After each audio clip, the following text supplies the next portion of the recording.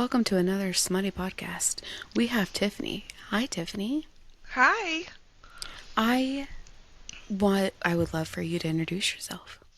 I'm Tiffany. I am the owner and founder of the Shelf Love Society, which is Pittsburgh's first and only romance only bookstore. We are in the process of figuring things out and hopefully we'll be opening early this spring. That's exciting. And where is this located? I'm in Pittsburgh, and I think our location, we're in negotiations right now, but we should be in a little town in Lawrenceville, which is like 10 minutes from downtown Pittsburgh. That is really amazing. And you're actually wearing some of your merch. Yeah, this is one of our founding member sweatshirts. We're going to be starting a campaign in early February to get the last little bit of funds to open. And this is one of the pieces we're going to be doing. On the back, it says the Shelf Love Society founding member. This is a little graphic that I had designed of Sappho and Irna, which are two Greek poets who are the original lesbians. I love that. And it, there's a lot of love that goes into that. And they're embroidered, so they're Yeah, not going they're to just. they're embroidered on demand based on who orders and like the size and things. So it's all done on demand and as we need it. And I'm really really excited to like get them out and see people wearing them and things. Watch, you're going to have just randomly go into Walmart or your local grocery store and somebody's going to be wearing it. I know it's gonna be like really exciting and weird, and I'm gonna try not to geek out on them. I think that would be amazing for you to geek out with somebody. I'm sure they would enjoy it too. All of us book nerds love talking about books and everything books, so I mean, I think that's like the thing I'm most excited about is having the store and having people come to me that just want to sit and talk books with me because I can talk books forever. same. Diving into books, what is your favorite tropes? Oh man, I am on an enemies to lovers kick. I don't know if it's, the current fascination with heated rivalry or what, but all of my books seem to be enemies to lovers trope right now. That's valid. Mine, I have to admit, is mafia and the found family, but also bikers. I read a biker series and I didn't think I was going to like it as much as I did, and it was phenomenal. And I read the whole series in like a week. Um, and it was just like so unexpectedly fun and not what I was expecting. And so, yeah, I love finding like weird little niches of genres. What series is this? Oh gosh, I'm so bad with names of books and authors, and I need to get better with that. And the problem is, I read like 200 plus books a year, and so I remember plots and I remember vibes and I remember characters and I forget everything else. Um, oh God, it is Leather and Chrome by Kiki Clark. It's I think Oh, there's I've five heard. books in it. It's MM. The first book is a biker who's in jail and is getting out of jail and has been a pen pal with like this adorable little like introverted boy for his whole time, and then they meet up like right after he gets out of jail, and then he gets like invited into the bike club and stuff, and it's adorable, and it did not seem like something I was going to enjoy, and I just ate it up. And then they're all like interconnected, so I love interconnected standalones. I love that. MM is one of my favorite tropes too. I primarily read queer romance, MM,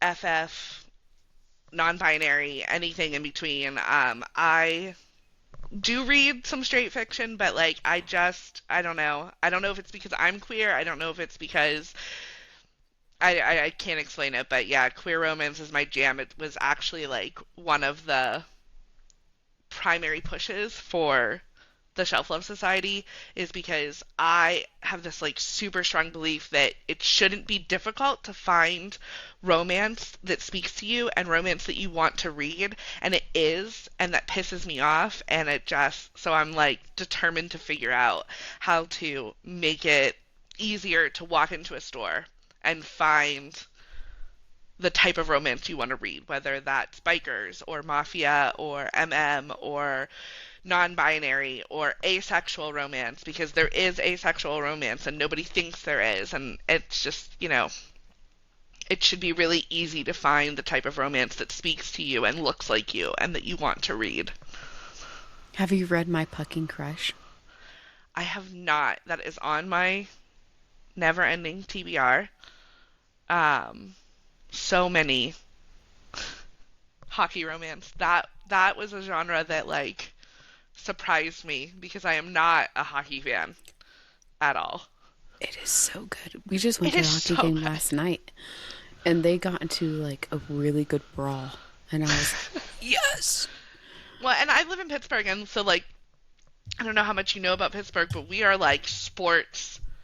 Pittsburgh sports is like a thing. It is like in your blood. You Mm-hmm. bleed black and gold. All of our teams are black and gold. Like that is a thing in Pittsburgh. And so saying I'm not a hockey fan is like a huge people just look at you like weird because they're like, how are you not a Pens fan? And I'm like, because I don't understand hockey. I don't get it. And then Heated Rivalry was actually the first MM hockey romance I read literally years ago, like probably close to a decade ago when it came out.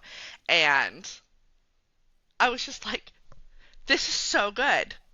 Like, it doesn't matter that it's hockey. This is so good. And I have read so many hockey romances since then and know more about hockey culture and the sport than I ever thought I would have known.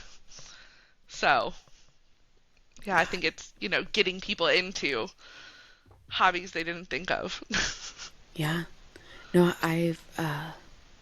just, my dad took me to a hockey game when I was a teenager. And I wasn't into it until they started fighting.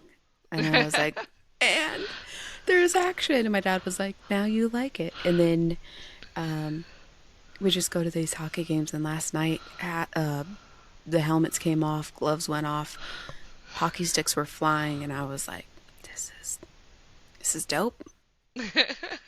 I just, I mean, our local news place was like, should fighting be banned from hockey? I And think I was you'd like, lose a no. lot of people watching.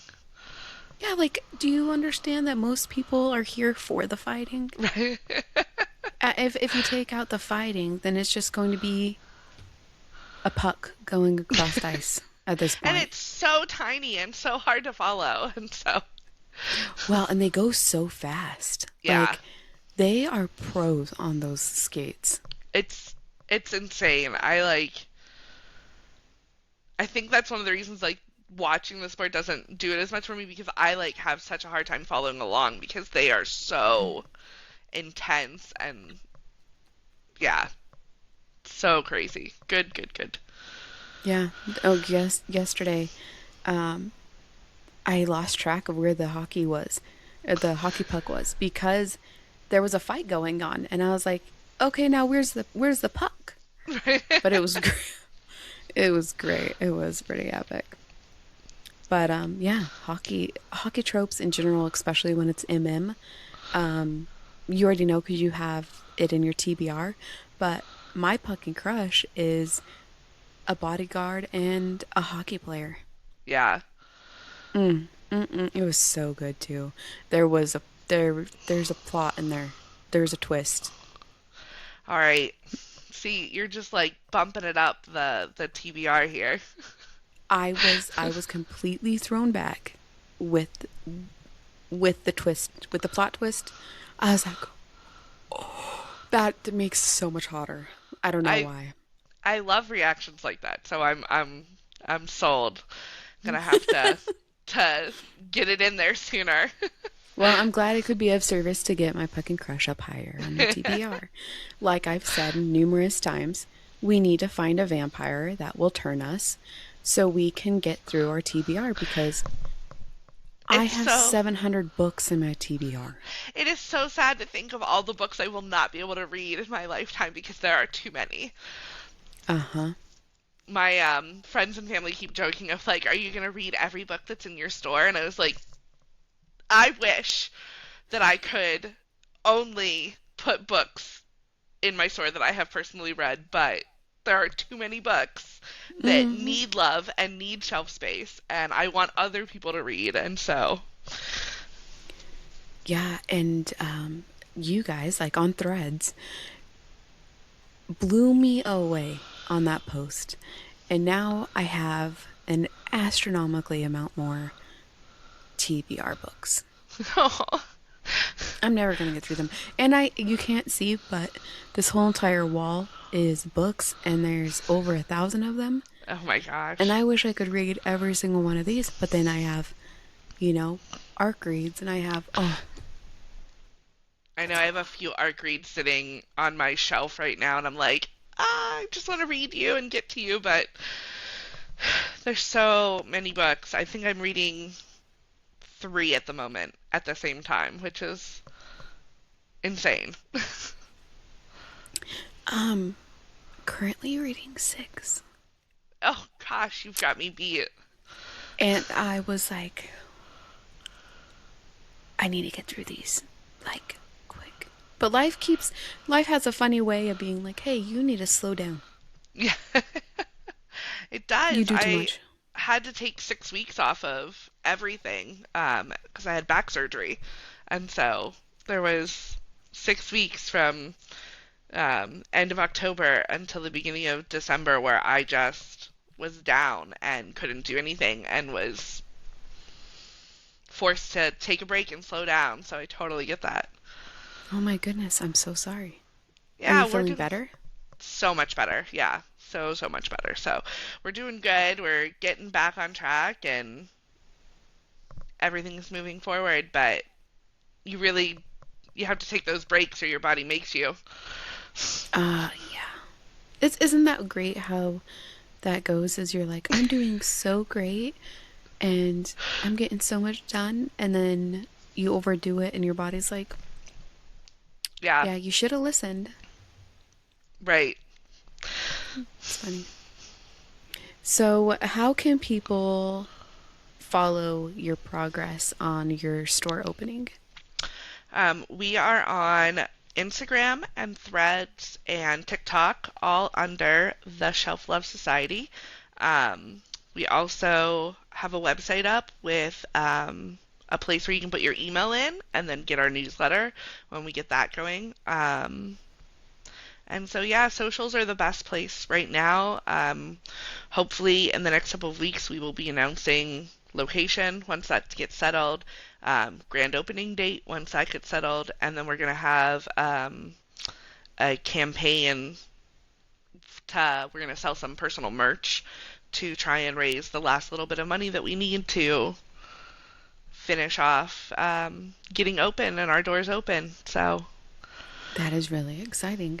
What made you? I know you talked on you were frustrated with the queer authors and the queer genre not being recognized and not being mhm. seen. Is that what shoved you into like your motivation for opening a bookstore? Yeah, I think that it was partially that, and then it was also, I feel like romance reading kind of gets a really bad rap, and hobbies that are traditionally enjoyed by women get a really bad rap. Reading and romance books are one of those that I think gets a lot of flack. And I think that right now we're kind of getting a lot of really good press because of some of the movies and TV shows that have been adapted from books. And that's really great. But I wanted to create a space where women, queer people, non-binary people could come and enjoy the hobbies and the things that they loved without judgment, without feeling unsafe. And I just really wanted this space, and I couldn't find it, especially in Pittsburgh. And Pittsburgh is great. We have a ton of indie bookstores, we have a ton of queer spaces, but there was no space for romance readers, and especially for queer romance readers. And so I decided that because I couldn't find the space I wanted to be in, I would make it. And so I spent probably 6 months brainstorming and researching and deciding if this was something I thought I could do. And now I think I'm about a year into the process, and we are 3 months from opening. That's amazing. So, yeah. And And you didn't let that stop you though. You weren't like, okay, well, there's no space, so I'll just sit at home and read these. It was motivation for you, and you turned that negative into a positive. And I think a lot of people are going to search for you, especially in the Pittsburgh area and even beyond, for that reason. yeah, I've had a lot of really good feedback from people on social media that are excited about having this space. And I think, we're all so connected on social media and the internet right now, and that is beautiful and wonderful. And it's amazing that, two people like us who are nowhere near each other can meet and talk and geek out about these things, but we're really missing those third spaces. We have work, we have home, and we're losing those third spaces where people can meet in person and geek out in person and feel safe in person. And so I'm just so excited to have that in Pittsburgh and to kind of be on the ground floor of it and get to see it happen and be in the middle of it. And so I can't wait to open our doors and have people come in. No, that's so wonderful. That one, you didn't let it stop you, and two, you're giving people a safe space, and three, you're a queer yourself. That's huge because I think a lot of people are like, oh, okay, well, it's a romance bookstore, typical, right? Hmm. But you have that aspect of you're not alone, you're seen, you're heard, and you have a safe place. I definitely went through a phase in the brainstorming of whether or not I wanted it to just be a queer romance bookstore and whether I wanted to have entirely queer romance. And the problem is I have so many favorite authors who write interconnected standalones that have a variety of couples. So one book is MMF, and one book is MF, and one book is FF, and one book is MM. And if you were to only have a queer bookstore, do you take out the middle book because it happens to have a straight presenting couple? And so I feel like that's its own form of kind of censoring and hiding part of it. And so right now our current inventory that we are curating is a 50-50 split between straight romance and queer romance. And so I feel like that's pretty good and kind of pushing the envelope in the way I want it to be. That's amazing. Are you going to have a coffee shop We're inside of not. your bookstore? No, we're not. The location that we're currently negotiating in, and that will probably be where we end up, has so many coffee shops and so many bakeries and all of these really great places around. And I don't want to take away from what the surrounding neighborhood has, and I want to focus on the thing that I'm really passionate about, which is the reading and the books and the cozy space and the vibe of it. And so I am letting the people who are passionate about coffee and pastries and all of those other things do their deal, and I'm going to deal mine. And, you know, hopefully people will go visit them on their way to us. Oh, that's amazing. That you don't want to take away from the shops around you. I mean, there's restaurants everywhere. There's bakeries everywhere. There's coffee shops everywhere. Um, so that's amazing that you're just staying with just books. Yeah, I really wanted to focus on what I'm passionate about and give that my full attention. And so, you know, it's been it's been so fun to like dive into and figure out like the ways that I can take the hyperfixation and the obsessiveness that I have and turn it into something that is actionable and can be used by the people who come into my bookstore. That's amazing. I keep saying that's amazing. Like, you ever get one phrase or like one sentence stuck in your head, All the and then time. I swear that's all you say?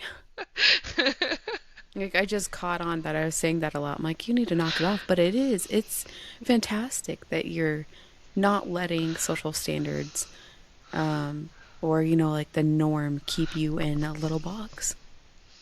Yeah, I thank you. I really appreciate that. I think,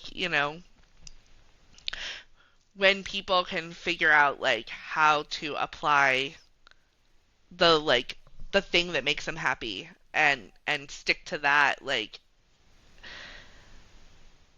it just makes everything a little bit better. And so I don't want to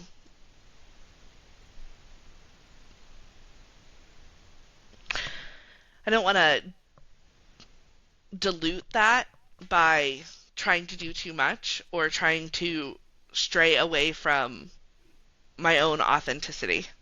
Hmm.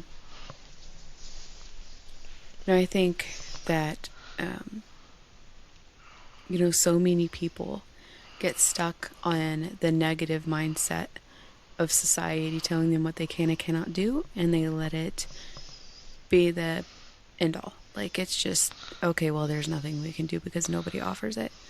And, there's a whole bunch of people who are like, no, we're not going to just lay down and take this.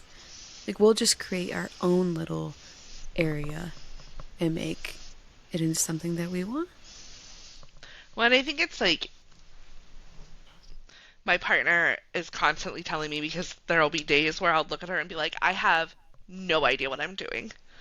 Who who decided that I could open a bookstore? I literally have no idea what I'm doing. And so she'll look at me and she'll be like, none of us know what we're doing.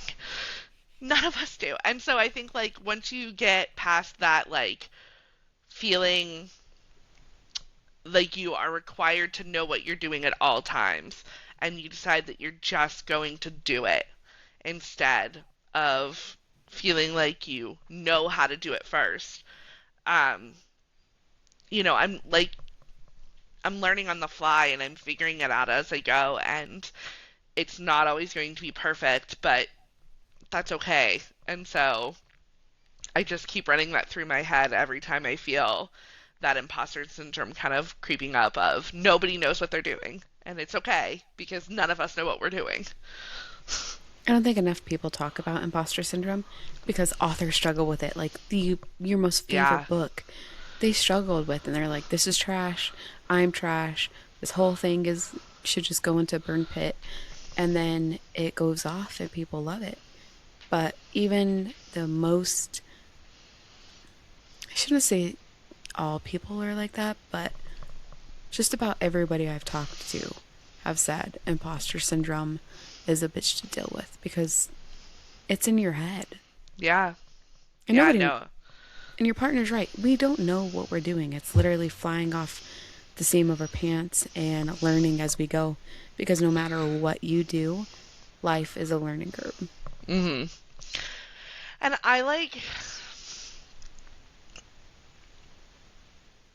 I just like who decided that we had to have it figured out before we did it. And I don't know where we all learned that.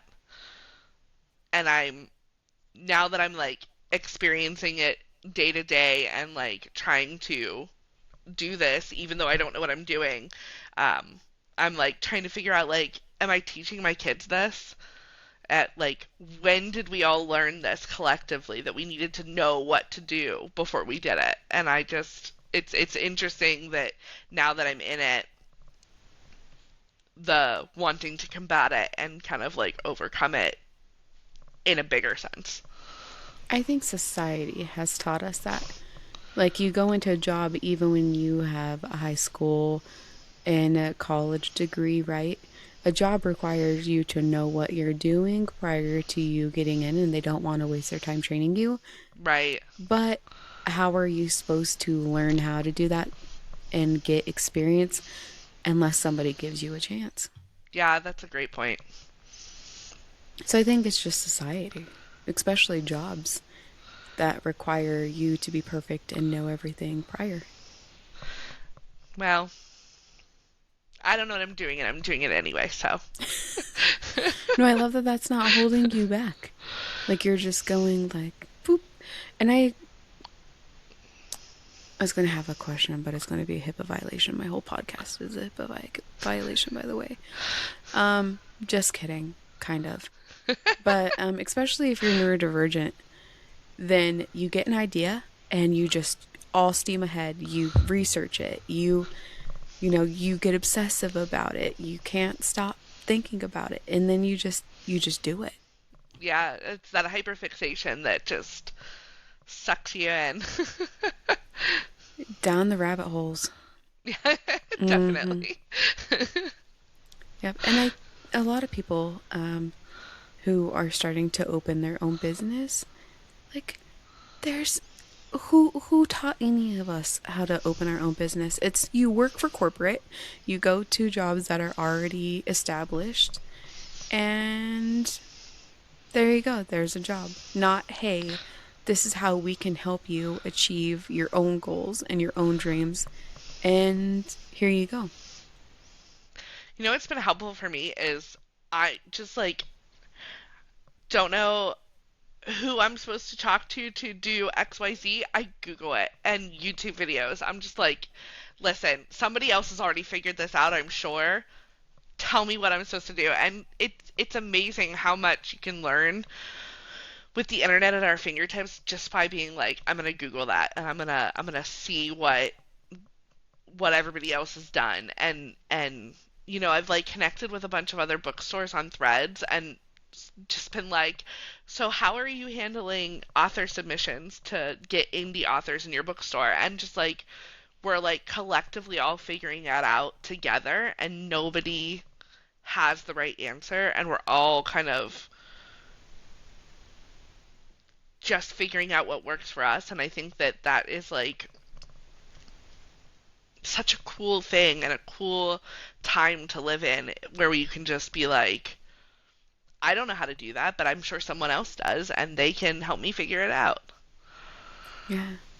And that's the great thing about Threads is it seems to be focused more on community and connection Yeah. rather than I'm going to bogart my business and not help anybody because there is on different apps. Yeah. Um, it's very much of like, oh well, you're doing this. Like, I need to block you because you're going to take my people. Like, you're doing this. I started my business, and therefore you can't have yours. And Threads is more like, wait, we can help you. Like, how can we help you accomplish your dreams and make your goals happen? And it's freaking Yeah. wonderful. I love that app. Well, and I feel like it's like there's an old saying of like rising tides rise all. Like, if I'm doing better, then the indie bookstores around me are going to do better because more people are going out to these indie stores. It's like with the coffee shop. If my store is doing well, then I'm going to send them down to the local coffee shop that I like, or I'm going to send them to the bakery down the road that I like. And I just think that like when you start thinking that it's me versus you or us versus them, then that it just why can't it be both? Hmm. That's my favorite like gif is the why not both? I say that all the time of going back to a phrase you say all the time. Why not both? Why can't I have both? So, No, and it's supposed to be that way of helping people in your community. I don't know. yeah. I think it's been lost on society what is actually supposed to be love and embracing instead of If we're whatever gonna the do hell it is the now. if we're gonna do the us versus them, let's do, the indie bookstores, the local small businesses versus Amazon. They don't need our help. They're doing fine. Let's help each other. Yeah, come together with it. I love that. So let's. I want to hear more about your favorite books, because Oh reading god. 200 books a year is insane. I feel like you say that and then people look at you like one of two ways, like either you're bragging about it or they're like you clearly have no life. And I feel like the reading 200 books is not a flex, it's a problem. It is like the root of a problem because you have to find the books and then you have to remember all the books, and like it's just like it becomes an obsession instead of like a flex. And so I just the problem is I can't not read. If I'm not doing something else, I'm reading. If I am doing something else, I'm probably reading while I'm doing it. And so I don't even know. Like it's the hyperfixation. I go and I read one book of a series, and then I decide that I have to read every book in that series, or I have to read every book that author has ever written. So earlier in 2025, I went on my hockey kick and I decided I was going to read um, the Puck Boy series by Eden Finley and Saxon James. And then I discovered that they have an entire world of interconnected standalones. And if you go to their website, they have a little map that shows you how each of these stories are interconnected and which characters show up in other stories. And it's like Saxon has written these 30 stories, and Eden has written these 30 stories, and they tangentially connect into these 40 stories they've written together. And I decided that I was going to go and read every single one of them.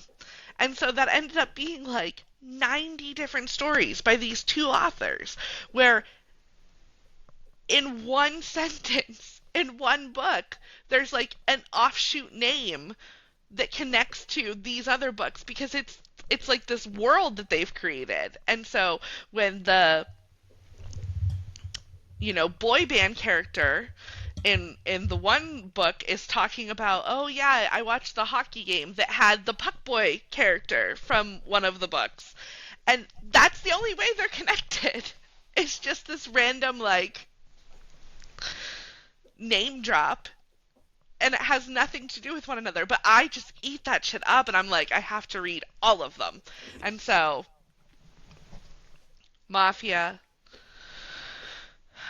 famous like rock stars, firefighter, hockey, all of this. If you want any of that, Eden Finley and Saxon James have an entire world that has characters on each of those little avenues, and they all interconnect. And so I've read all of them. That's amazing. I want to It's get like great. a chart of how it's interconnected to put on the wall of my bookstore and be like, listen, start here, follow any of these arrows. And you should. Those authors just need to contact you and be like, here you go. I just I love it. And every time they come up with a new book, I'm like, yes. And it's like, do I need to go back and reread? How does this connect back into the world? And so, yeah. Finding those authors that you really love is so hard not to read everything they've ever written. It is like an impulse control, and then you're reading another book that you like, but then your favorite author drops something, and you're like, I have to put it oh, down. they dropped it. They Yep. dropped it. They finally released my book I've been waiting for. Yeah, it's a mess. My like favorite author, I went to a convention at the beginning of October purely because she was going to be there and I wanted to meet her. Um, I am obsessed. I've read everything she's ever written, and I'm on her Patreon, and so occasionally we will get drops a day or two early before the book's released to the public. And so right now I have 3 of her books open in my Kindle that Well, need to who be is it? read. Her name is Cree Reeton. She's amazing. She writes primarily MM. She also has all of her books are also interconnected standalones, which is like this giant world. She has a mafia offshoot. She has a hockey offshoot. I'm just You know who's another great FF author? Mila Crawford. I have not read anything by her, but she is on my TBR. It is, you have rock stars. Love it. Uh huh. I can't say anything else to you. But it is.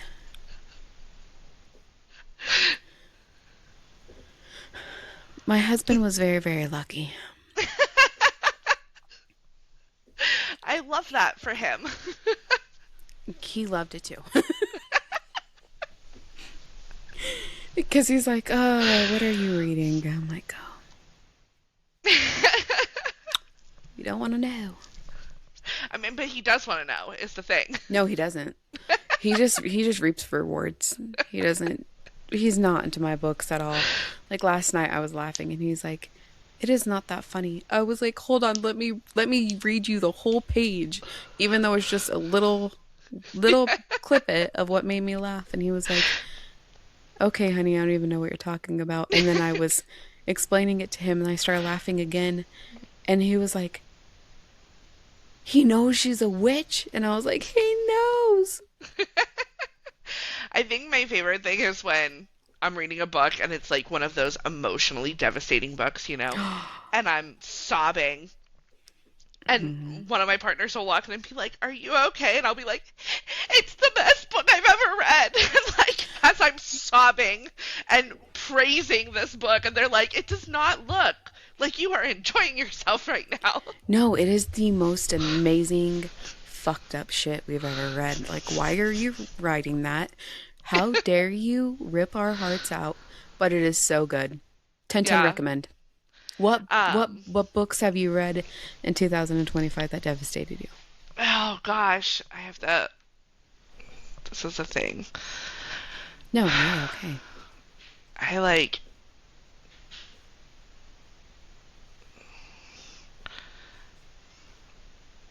Oh my gosh.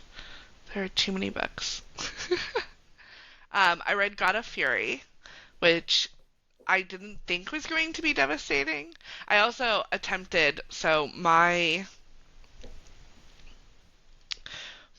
partner is very anti-mafia books. And so we occasionally will like do a weekend away from the kids and we'll just go to a hotel for the weekend. And so the last one of the last times we did this, we decided we were going to listen to an audiobook together while we like did our own things. I was crocheting, she was needle pointing, we're on our separate beds, and we listened to an audiobook. And we decided we were going to listen to Lights Out because I'd seen clips on TikTok and it was hilarious. Oh, it's so good. Did not know that this was a mafia book. And so halfway through we're listening and there's all of a sudden mafia and I was like, surprise mafia! Because she hates mafia books. And I know she hates mafia books and had no idea this was coming up. And so then the next book I wanted her to listen to with me was God of Fury and tried to convince her for like hours that this was not a mafia book, even though in the description of the book it says about how he's in the Russian mafia. And in the first chapter, they have the word mafia like 17 times as I repeatedly try and convince her that it's not a mafia book. It is a mafia book.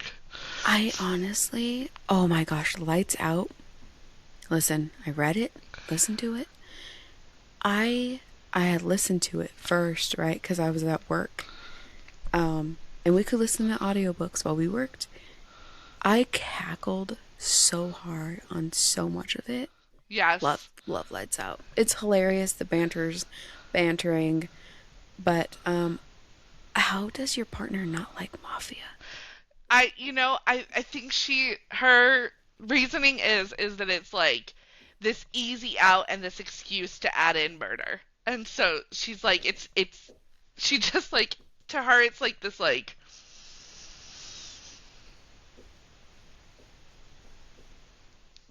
it's like there should be other ways other than, well, they're in the mafia, that you have to include these darker tropes. And I don't know, it's just But it's not the her whole jam. bad boy thing. I It's know, the I know. whole it's the whole bad boy thing. Like us girls were told to stay away from the guys in black and leather and stay away from guys on bikes and you shouldn't be on their bike and we get to live that fantasy in our world. Listen, I'm reading a mafia um well, it's a biker. It's a biker club. I'm getting all excited about it because whew. But I he's been asking me for a motorcycle for years. He used to have one. He told me how reckless he was, and I was like, "You're never getting a motorcycle ever. I don't give a shit. Do And not. then you read It's this not." book. Well, last night I turned to him and I said, "You know, if you want a motorcycle, you can get a motorcycle." He's like, "Really? Let's fucking make it happen." And I was like, "But I want to be on the back of your bike, and I want you and ugh. It's a whole thing now." And now I'm like, ooh, because, my mom was like, don't go after the bad guys. Right. And boy, did I go for the bad guys. I went for not a biker. I've never been on the back of a bike. I've never been on a bike. But ooh, this book, I was like, oh, you in leather, you in black, you on a bike. Oh, just picture it. I love a good mafia romance. I have read many. The Vitali Brothers was one of my favorite series of 2025. I read all of them. I can't wait for the next one to come out this year. The Last Brother is going to get his book, and it's going to be great. But I just, everybody has the books they like and the books they don't like, and we have to just roll with it. And I respect everybody liking their own tropes, right? But somebody doesn't like mafia or like mafia adjacent where it's not mafia, but it feels mafia. I'm like, can I just help you a little bit? Like, can we nudge you? Like You're like, just I a tiny respect it, bit. I just don't understand it. Yeah, exactly. It's one of the tropes that I just like, it's right off the bat. Um if you like mafia though or mafia adjacent with a strong FMC who doesn't take any shit, Vows of Vengeance by Ilana Dell. Okay. She's an indie author. This is her first book. It's been 2 months since it's been released now, Oh, but it is love that. Love a good torture. FMC. I feel like sometimes they're not the main character of their own book, and so when someone writes an FMC that is strong and take no shit and is the main character of their life, I'm like, oh, give me 10. Mm-hmm. I got really excited about that, but yeah. No, I think too. I do have to admit that I just don't like books when the female main character is like, come save me, and like a victim mentality. I don't know why. I'm just like, grow a set of balls and just handle your shit. Like, why are you crying every 2 pages? Like, please grow the fuck up. Please. Yeah, I feel you there. I have a really hard time the trope that like I don't read, and so you know, totally valid set of books, but I can't get into romantasy. And it's so weird because I love like watching movies about, fae and witches and all of that, but like reading the books about them, I just like, I don't know, it is not my jam. And so I feel like it's because there's a lot of those like damsel in distress tropes in those, and that is not where I Well, see, find. the book that I'm reading right now, it, has witches. Um, but it's not a damsel in distress situation. And I think a lot of people get lost on the fantasy side of it, especially like with the witch side of it, because some of us read that, right? But it's Mhm. wrong. Like, they don't do their research, and it's portrayed in a light that it's not at all. And so it gets frustrating because you're like, that is so wrong.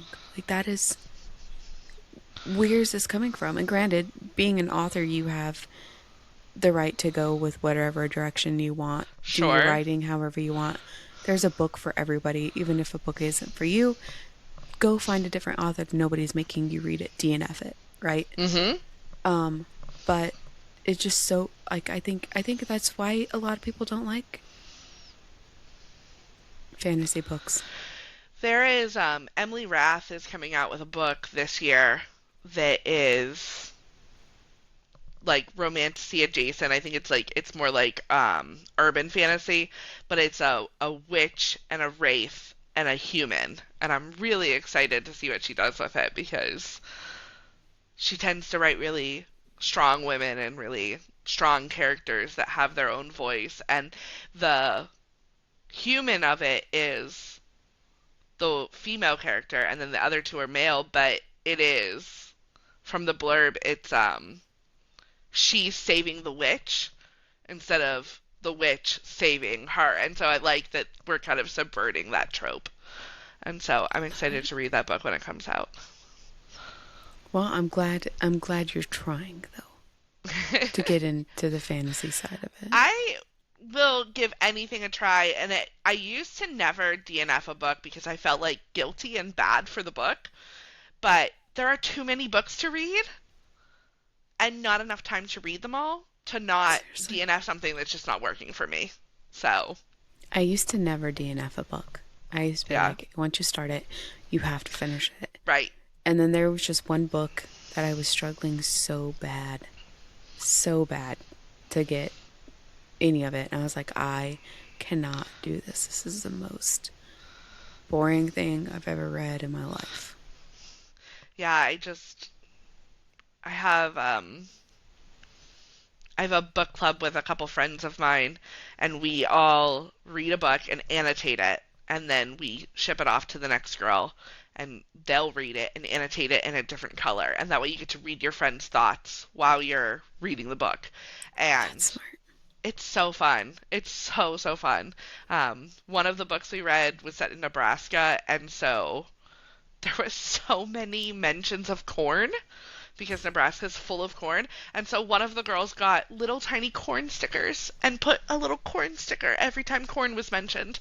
And so it just makes the That's book so much more hilarious. fun to read when you have all of these thoughts from your friends. And one of the books was a romantasy, and I had it for like 3 months, and I got to like page like 37, and I was just like, I have been stuck on this page for a month. I have got to just give up. And so I felt bad, but there's just too many books to force myself to read something that isn't clicking because it can not click for so many different reasons. Mm-hmm. And it doesn't mean it's not a good book. It just means it's not a good book for me. Yeah.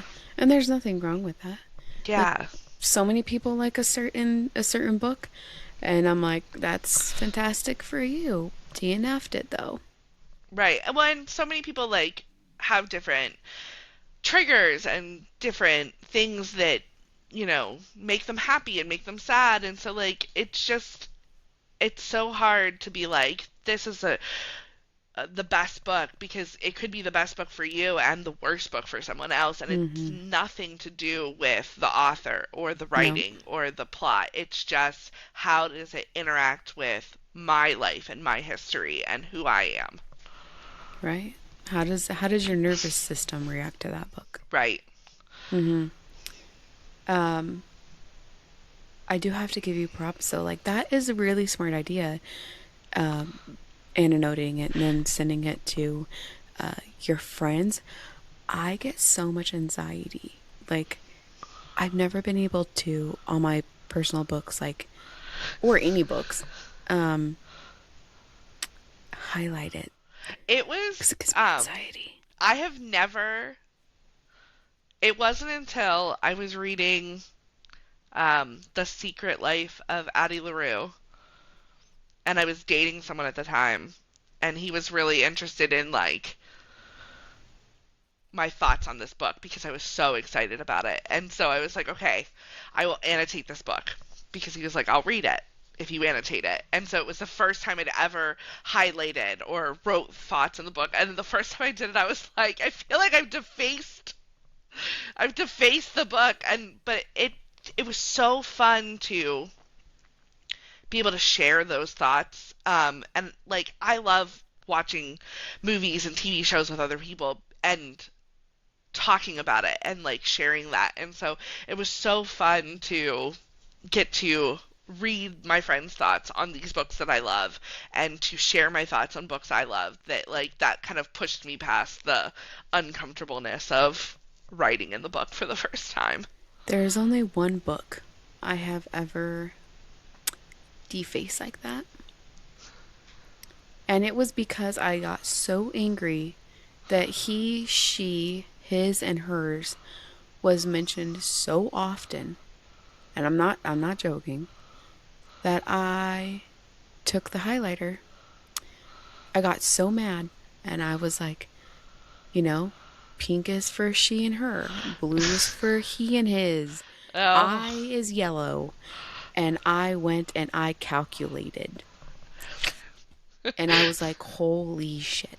But I couldn't, like, and I'm not talking shit about that author. That's how they write. sure. Congratulations. But that doesn't work But, for you. but I, I didn't ruin the book. Didn't, like, well, I guess some would argue that using a highlighter to a book is defacing it. But, like, I didn't burn it. I didn't throw it away. For my own hyperfixated mind, Sure. I needed to know how many times that word was said. So I mean, that's amazing that you did that in that aspect.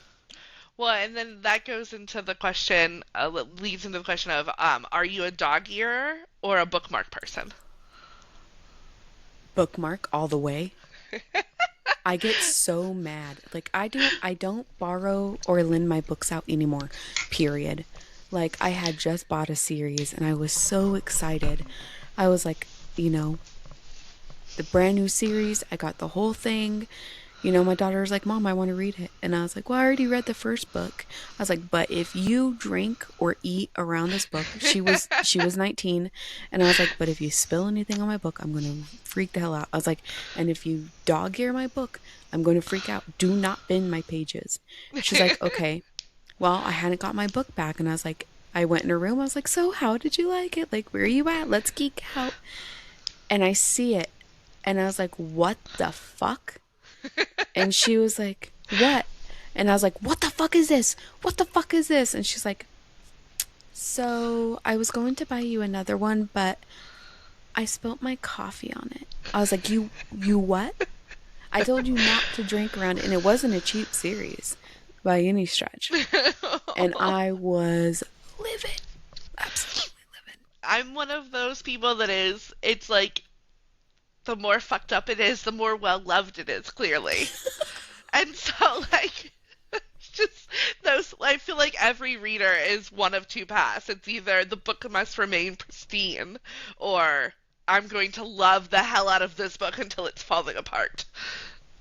I have some books that have been handed down for me from Nicholas Sparks, and they're well loved. Yeah. Not by me, but by previous people. But I can't get rid of them because they're by Nicholas Sparks. Absolutely love him.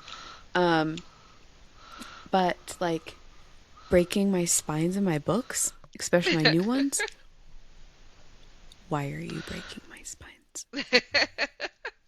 I feel like it's always one of my favorite questions to ask book people because it's such a divisive question.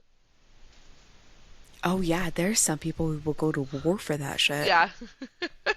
Very passionate, like you said, either they break the spine, dog ears, highlighters, little notes and comments on the side of it.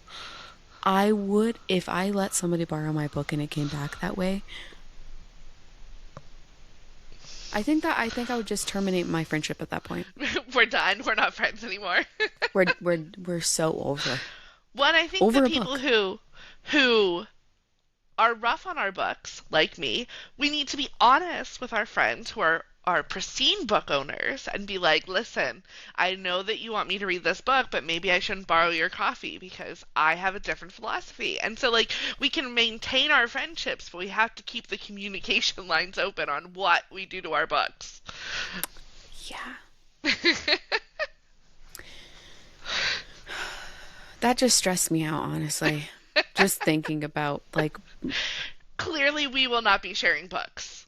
We we will will be not. sharing book titles. Yeah, absolutely. We can geek out all the time. Feel free to hit me up anytime. We can geek out. But